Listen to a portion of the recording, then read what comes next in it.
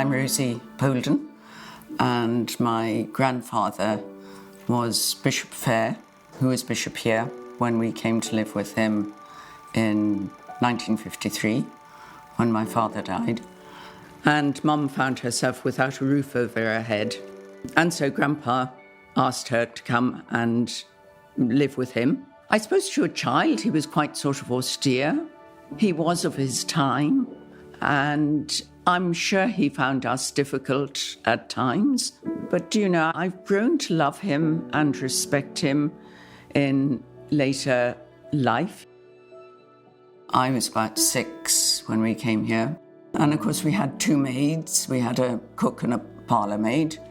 We had a gardener and we had a chauffeur, so they were around. Wiz, my sister, and Anthony were at boarding school or going to boarding school. So I had very much the life of an only child here. I remember learning to read here. You know, the Secret Garden book for children. I always imagined myself a bit as Mary, I think she was, and hoping that, you know, a Dickon would appear from, you know, some door in the gardens, but he never did to play with, because I didn't really have many playmates. I used to look out and see that lovely angel child down there, and she became my friend. I used to talk to her through the window, because I remember sitting in the sitting room window, because it's a sort of an alcove. So I used to talk to her, and I used to talk to the eagle. I loved the eagle in the cathedral, and the lectern, the reading lectern. And they were my greatest friends. The actual walls and fabric are very much as I remember it, though much smaller. We had, you know, rambling rooms and corridors and flagstone floors. Very, very cold. I mean, we did have fun when we were here all together.